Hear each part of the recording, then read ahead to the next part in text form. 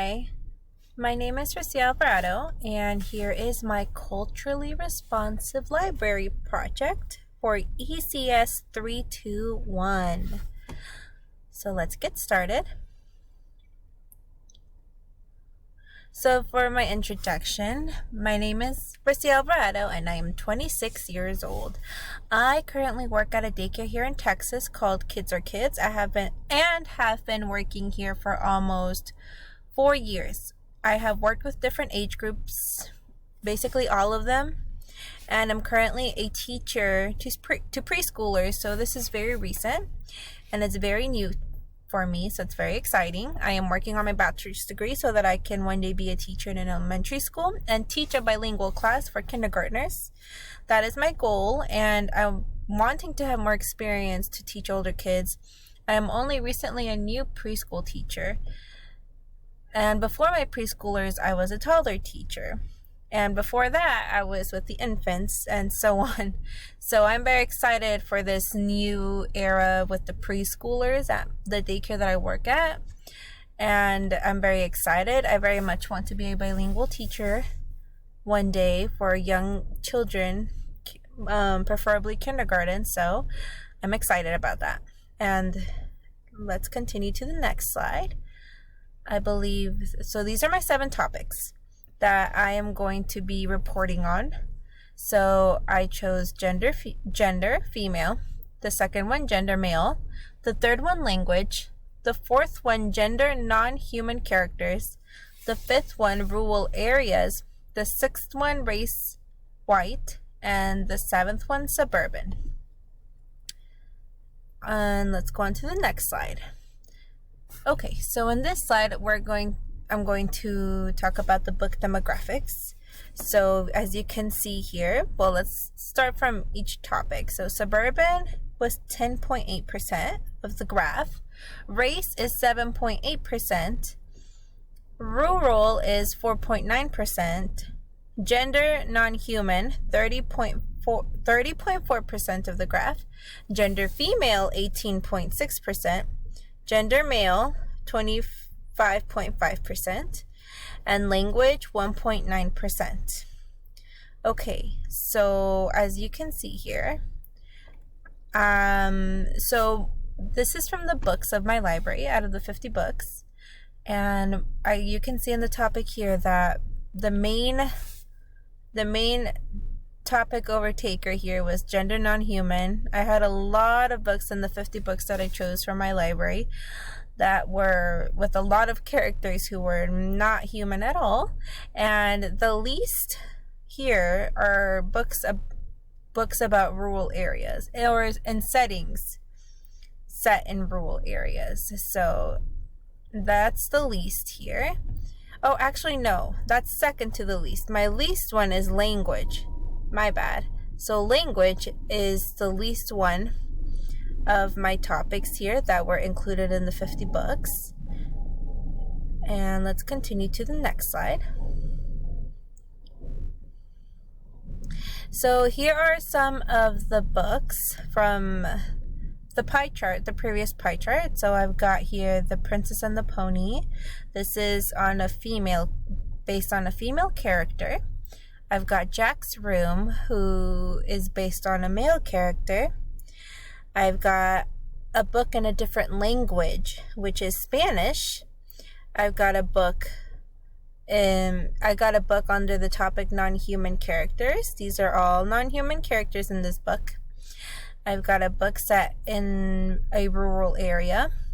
I've got a book set in a suburban area, and I've got a book with the race that's mainly white. So these are some of the books from my 50 books that I chose.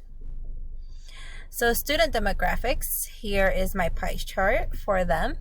I have Asian American. It cuts off here, sorry about that. On my pie chart, it's actually a lot longer, but it just cut off. So and this one is Asian American, which was 8.7% of my students. African American, which is 4.3% of my students. This is supposed to say Middle Eastern or Arab American, which is 8.7%. Students who live in suburban areas, 30.5%. Students who speak another language other than American English is 17.4%. 21.8% of my students are male, and 8.7% of my students are female. So here, what takes most of this graph is the suburban, that most of my students live in the suburban area. And looking at gender, I have more male students than female students, and I have a few who do speak another language other than English, and I have various races and diversities within these students. So let's go on to the next slide.